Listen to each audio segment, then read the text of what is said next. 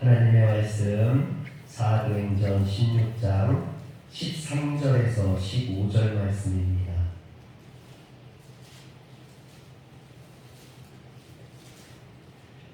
신약성경 216면에 나와 있습니다. 사도행전 16장 13절부터 15절까지 말씀입니다. 안식일에 우리가 기도할 곳이 있을까 하여 문 밖 강가에 나가 거기 앉아서 모인 여자들에게 말하는데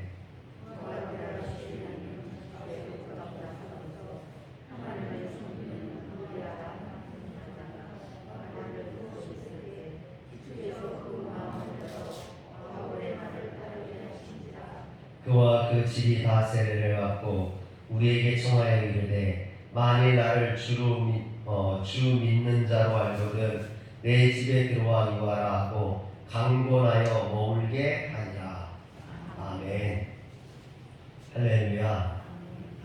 오늘 말씀에 나오는 자색 옷감 장사 루디아는 인류 역사상 유럽 대륙에서 처음 복음을 받아들인 여인일 뿐만 아니라 유럽 대륙에서 최초로 세례를 받은 세례 교인이기도 합니다.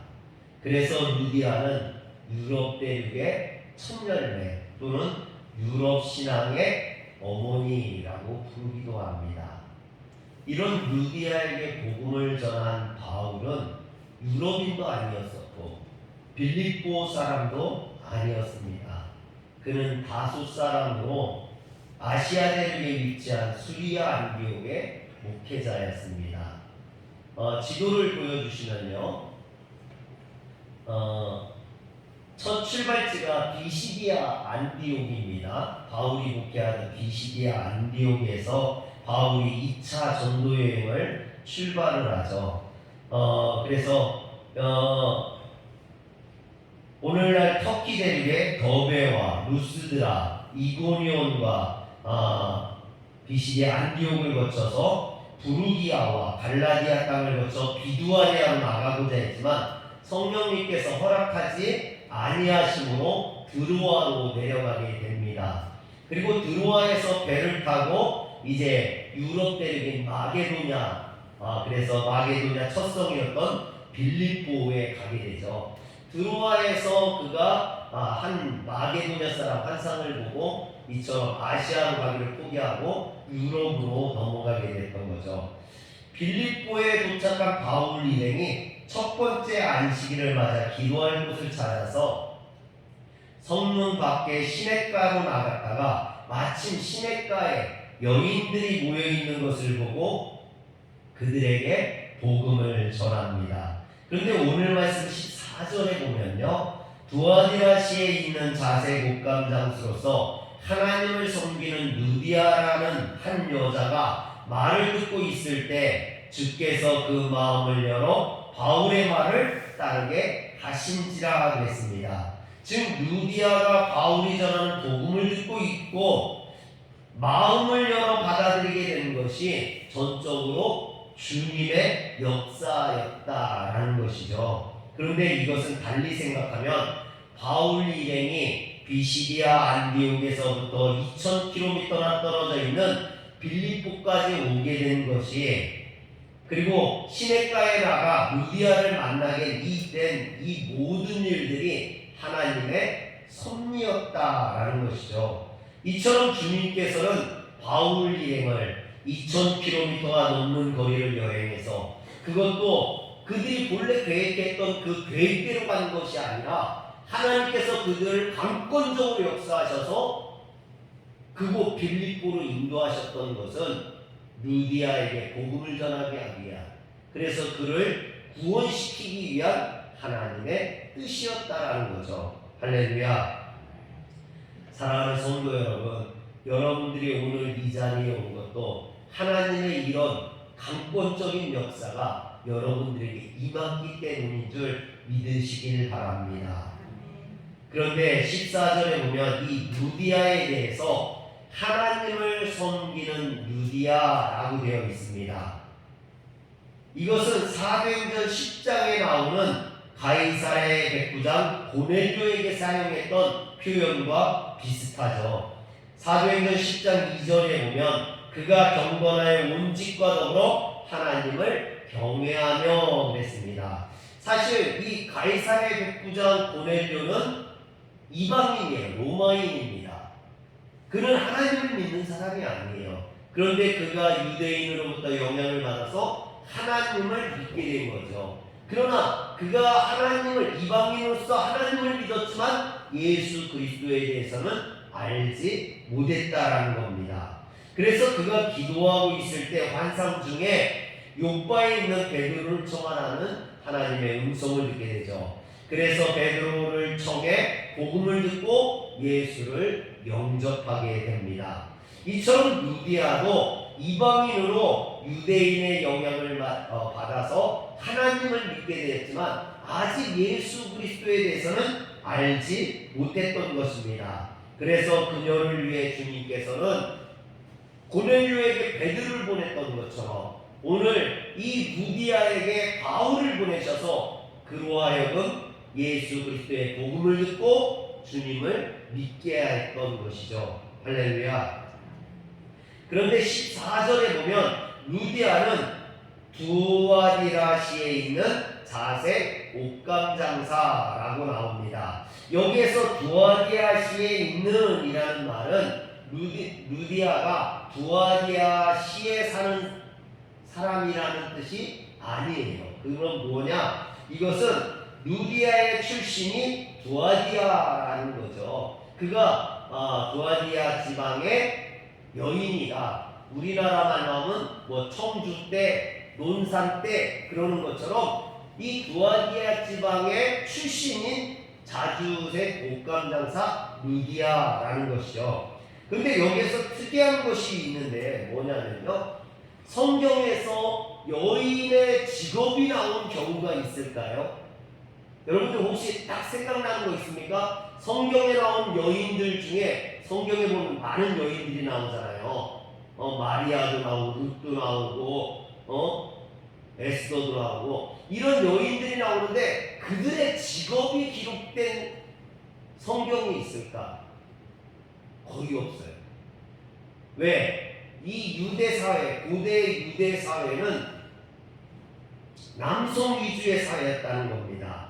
그래서 가부장적인 유대 사회에서 여성은 잘 이렇게 기록도 안 했죠. 기록도 안 했을 뿐만 아니라 사람 수로도 세지 않았어요. 그런데 그런 사회에서 여자가 직업을 갖고 있다는 건 극히 드문 일이죠. 또 직업을 갖고 있다 할지라도 성경에서 그것을 굳이 거론하지 않았다라는 거죠. 그런데 성경에서 만약에 여성의 직업을 거론할 때는 그것이 반드시 어떤 의미가 있기 때문에 하나님의 어떤 복음을 전하는데 쓰임받는데 중요한 역할을 하기 때문에 거론하는 경우가 간혹 있습니다. 여호수아 2장 1절에 보면 눈의 아들 여호수아가 시딤에서 두 사람의 정탐꾼을 보내며 이르되 가서 그 땅과 여리고를 엿보라 하며 그들이 가서 라합이라 하는 기생의 집에 들어가 여기 보면 직업이 나와요. 라합이라는 여인이 나오고 그의 직업이 기생이었다 나오죠. 이 기생이라는 말은 히브리어로 자나라는 말인데 이 자나라는 말은 몸을 파는 창녀를 의미합니다. 그런데 창녀 라합의 이름이 어디에 나오냐면 마태복음 1장에 보면 예수님의 족보에 나와요. 이처럼 성경이 라합이라는 여성을 차라리 창녀라고 하지 않았다면 기생이라고 하지 않았다면 더 좋았을 텐데 기생이라는 직업을 굳이 밝히고 그리고 그 기생 라합을 내 이름을 예수님의 족보 가운데 기록하고 있다라는 거죠. 이건 뭐냐면요. 세상 모든 사람이 손가락질하는 창녀라 할지라도 예수 그리스도 안에서는 반드시 새로운 피조물이 될 수 있다라는 거죠. 오늘 사랑하는 성도 여러분, 이 성전은요 누구나 들어올 수 있는 성전이에요. 이 성전에는 죄인들도 들어오고요, 범죄자도 들어올 수 있고, 뭐 하다못해 이단도 들어올 수 있겠죠. 여러분 누구든지 들어올 수 있어요. 왜? 이 성전은 주님이 우리를 구원하시는 곳이기 때문에. 이곳에 나오는 사람들은 당연히 여기 있는 우리들 또한 죄인이기 때문이죠. 죄인이 나와서 구원받는 곳이 성전 아닙니까? 주님의 전이죠. 그래서 오늘 라합과 같은 자들도, 기생과 같은 자들도, 죄인들도 주님 앞에 나오면 누구든지 구원함을 얻을 수 있음을 성경이 밝히고 있는 거죠. 루디아의 고향 이 두아디라라는 곳은요, 오늘날 터키 대륙의 서부 지역에 위치한 고대 루디아 왕국에 속하는 성읍입니다. 예로부터 이곳은요, 염색과 직물 제조업이 굉장히 발달했어요. 특히 이 두아디라에서 생산되는 자주색 염료는요, 당시 최고가품에 해당했습니다. 그리고 이렇게 염료가 발달했을 뿐만 아니라 염료로 염료를 입힌 직물 또한 유명해서 그것들을 많이 팔았죠.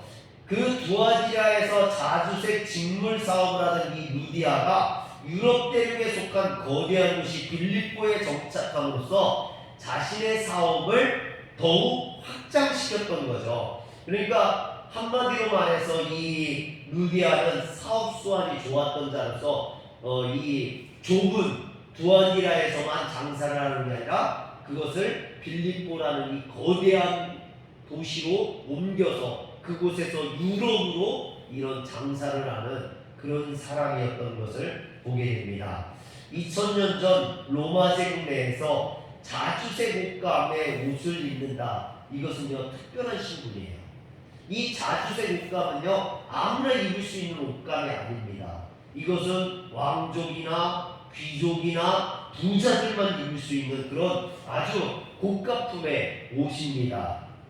그런데 루디아가 이런 부유층을 상대로 사업을 하는, 장사를 하는 여인이었다라는 거죠. 오늘날도 그렇지 않습니까? 고가의 어떤 명품을 파는 사람들은요, 그 사람들이 부자이거나 그런 물품을 팔 수 있다는 것 자체가 부자이거나 또는 부자에 속하는 사람이라고 봐야겠죠. 오늘 이 루디아도 마찬가지입니다. 이런 자주색 옷감 장사를 했던 것은 그의 고향이 두아디라이기 때문에도 가능했겠지만 그 자신이 그런 부자였고 또 부자에 속하는 그런 사람이었다라는 거죠. 그의 삶의 목표는 이처럼 부유함이었다라는 겁니다. 그래서 자주색 옷감 장사라는 걸 왜 강조하고 있느냐? 그의 인생의 목표가 지금까지는 그런 부자가 되는 거, 부유해지는 거, 이것이 그의 인생의 목적이었다라는 거죠. 그런데 이처럼 세상의 가치관을 신봉하면서 그것을 자신의 삶의 목적으로 살아왔던 루디아에게 바울이 찾아와서 복음을 전하고 그리고 그에게 세를 베풀므로 그에게 새로운 인생을 살게 만들어줬다라는 겁니다. 여러분, 바울이 로마서 6장에 보면 세례에 대해서 뭐라 하냐면 세례는 예수 그리스도와 하나된 곧 연합이라고 정의를 합니다. 세례를 받는다라는 것은요, 자신의 죄값을 대신 치르기 위해 십자가의 제물로 돌아가신 그 예수 그리스도와 함께 죽는 것일 뿐만 아니라 그 죽음 가운데서 부활하신 예수와 함께 다시 부활하는 것, 살아나는 것이기도 합니다. 그래서 세례가 물속에 담궜다 꺼내잖아요. 물속에 담근다라는 것은 예수와 함께 죽는 것으로 의미해요. 그리고 물속에서 다시 꺼낸다라는 것은 부활을 의미하죠. 오늘 우리는 세례를 받은 사람들 아닙니까? 예수와 함께 죽고 예수와 함께 다시 살아나는. 그래서 이전에 세상적인 것들은 다 세례와 함께 다 씻어내는 거예요. 물로 씻는 것처럼 오늘 우리의 죄가 예수 그리스도의 보혈의 피로 이전의 것들은 다 씻겨지고 이제 거룩한 예수의 사람으로 거듭나게 되는 것이 세례입니다. 그런데 바울은요, 이처럼 세례를 통해 예수 그리스도와 연합하는 것을 그리스도로 옷 입는다 이렇게 표현을 했어요. 그리스도로 옷 입는다. 오늘 우리는 그리스도로 옷 입은 사람들입니다. 할렐루야. 사랑하는 성도 여러분, 세상에 보면 이렇게 제복을 입는 사람들이 있어요. 군인이라든지 소방관이라든지 또는 의사나 또는 이런 비행기를 조종한 조종사들이나 이런 사람들은 거기에 맞는 그 직업에 맞는 옷을 입게 되어 있어요. 그 옷을 입는다는 건 저 사람이 의사야. 저 사람은 군인이구나. 저 사람은 비행기 조종사구나. 이런 사람들을 대표하는 의미가 있죠. 오늘 마찬가지입니다. 오늘 우리가 그리스도의 제복을 입는다라는 것은, 세례를 받는다라는 것은 옛사람의 죄악된 옷을 버리고 그리스도 안에서 새로운 생명의 옷을 입고 살겠다라는 것을 공개적으로 선언하는, 사람들에게 내가 세례를 받음으로 인해서 이전의 삶을 다 청산하고 예수 그리스도의 사람이 되겠다라는 것을 공개적으로 선언하는 자리예요.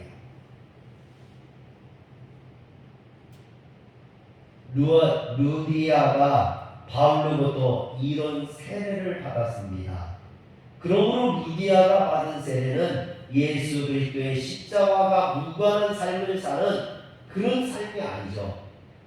요즘 사람들이 예수를 믿지 않으면서도 십자가 목걸이를 하고 다니고 자기를 드러내기 위해서, 자기를 꾸미기 위해서 십자가를 하고 다니는 사람들도 많이 있거든요.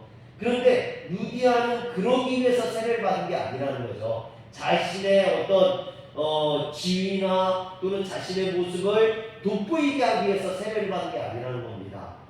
그가 세례를 받음으로 예수 그리스도를 옷 입은 것은 새로운 성도로서의 삶을 살기 위함이라는 거죠. 이전까지는 물질의 삶, 부자가 되기 위한 삶, 어떤 인생의 목표가 그거였다면 이제 예수를 만남으로 그가 주를 위한 삶으로 변하게 되었다. 이것을 드러내는 것이죠. 사도행전 9장에 보면요, 룻다를 방문한 베드로의 이야기가 나옵니다.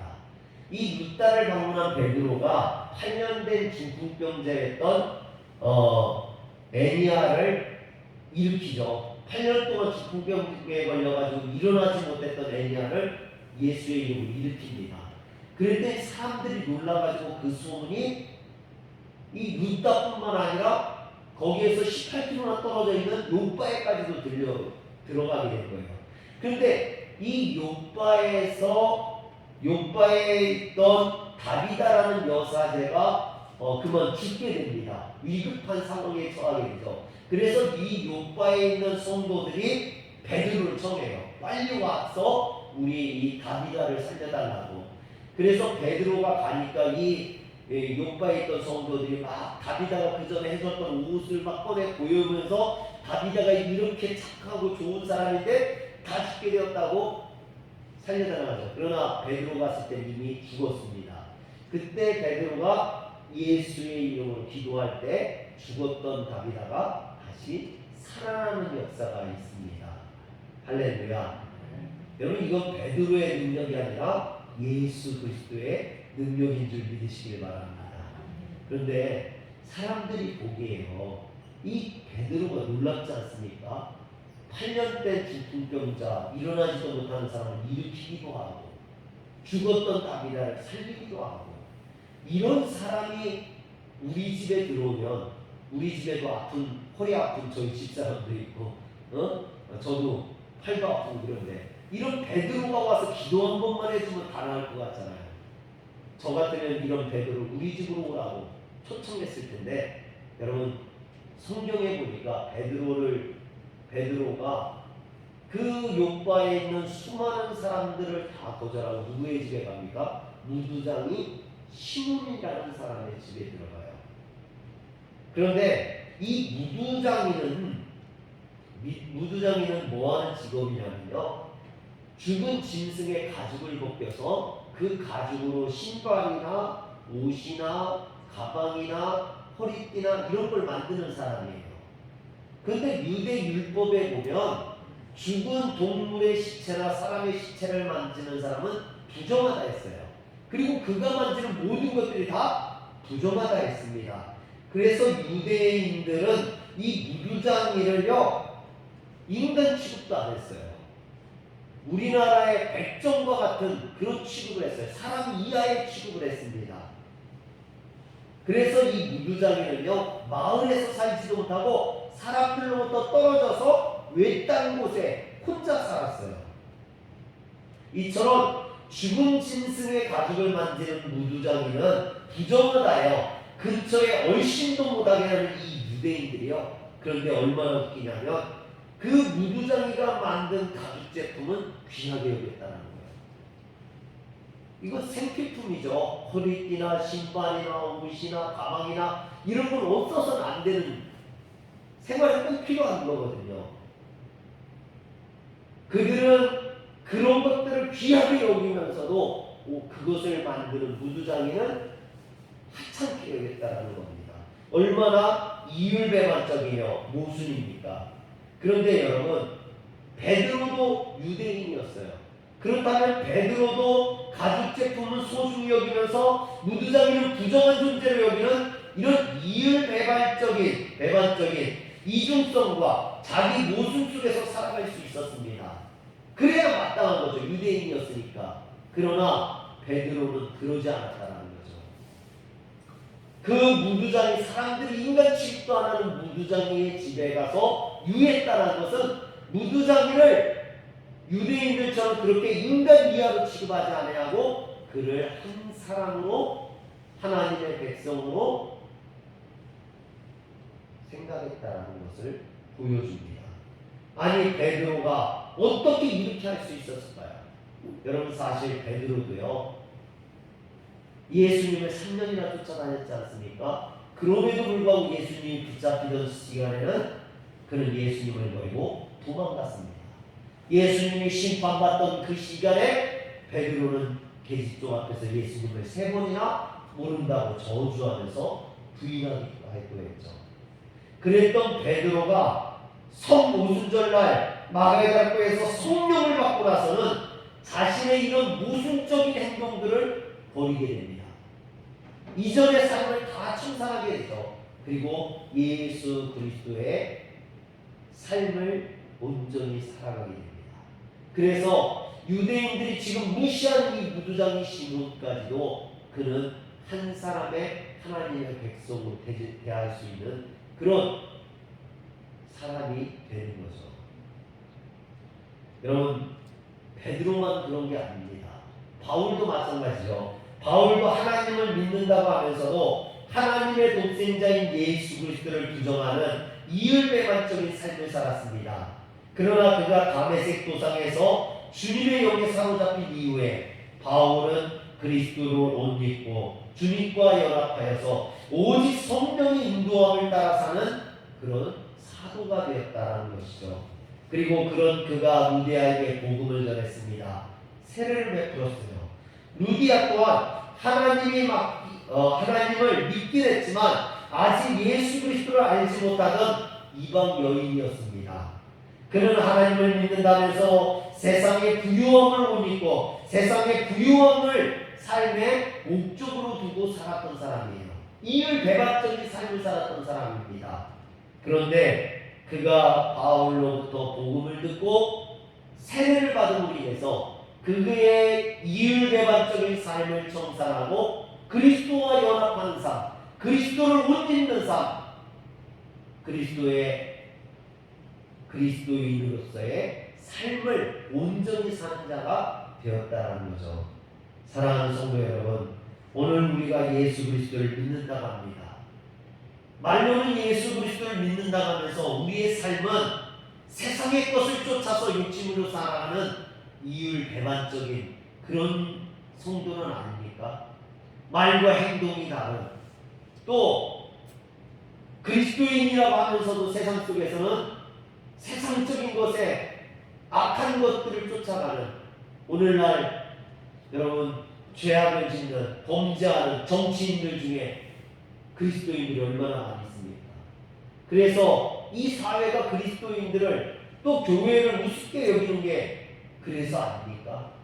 이율배반적인 삶을 사는, 아직 그리스도를 못 입지 못하는, 아직 세례의 참된 의미를 깨닫지 못한 그런 성도들이 많기 때문이라는 거죠.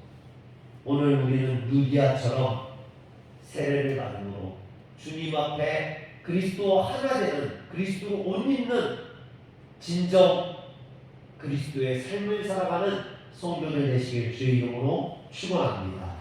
기도하겠습니다. 전능하신 하나님, 오늘도 우리가 주님 앞에 나왔습니다. 주님 앞에 나와 말씀을 들을 때 그 말씀이 우리의 생명의 양식이 되게 하여 주옵소서.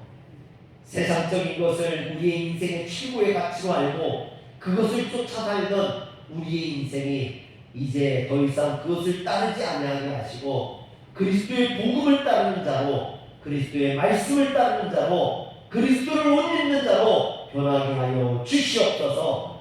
우리 주 예수님의 이름으로 기도합니다.